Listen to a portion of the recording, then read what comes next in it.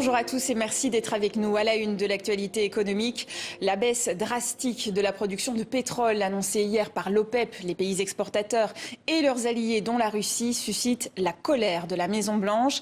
Elle accuse le cartel de s'aligner avec Moscou. L'objectif de l'OPEP est évidemment de maintenir les prix vers le haut alors qu'un ralentissement de l'activité économique et donc de la demande est anticipé. Et cette décision arrange évidemment le Kremlin qui va pouvoir remplir ses caisses. Dans ce contexte, Bruxelles propose aux 27 pays de l'Union européenne de plafonner le prix du pétrole russe. Une mesure qui doit encore être approuvée à l'unanimité. C'est ce que souhaitent également les pays du G7. L'objectif serait de pénaliser financièrement la Russie, car malgré les sanctions, depuis le début de la guerre en Ukraine, la vente du pétrole et du gaz a rapporté 158 milliards d'euros à Moscou.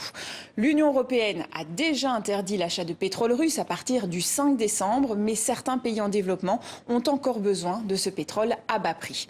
Avec cette nouvelle sanction, les navires-citernes transportant du brut russe ne pourraient plus être assurés, sauf si leur cargaison est vendue en dessous d'un certain tarif. Mais selon le PDG de Total Energy, Patrick Pouyanné, ce serait une mauvaise idée, car dans ce cas, Vladimir Poutine risquerait de ne plus vendre son pétrole, ce qui pousserait les prix à la hausse. Moscou affirme être prêt à livrer du gaz à l'Europe. Il passerait par l'une des lignes du gazoduc Nord Stream 2 qui n'a pas été endommagée. Pour rappel, le 26 septembre, des fuites spectaculaires ont été observées sur les gazoducs russes de la mer Baltique qui relient l'Allemagne à la Russie. Selon Bruxelles, c'est un acte délibéré de sabotage et les premières investigations suédoises vont dans ce sens.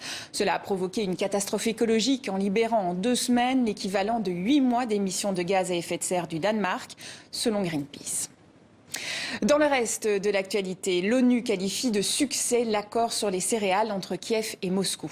Depuis la fin juillet, plus de 5 millions de tonnes de céréales sont sorties des ports ukrainiens, ce qui a permis de faire baisser la tension sur les marchés des produits alimentaires et notamment du blé. Selon Vladimir Poutine, presque toutes les céréales exportées d'Ukraine sont envoyées aux pays de l'Union européenne au détriment des pays les plus pauvres, ce que réfute fermement l'Ukraine. Dans les faits, les pays européens ont reçu environ 36% des exportations et les pays africains 17%. Cet accord expirera fin novembre et Kiev négocie déjà sa prolongation. Et c'est la fin de ce journal de l'économie. Merci à vous pour votre fidélité et à demain pour le Focus Entreprise.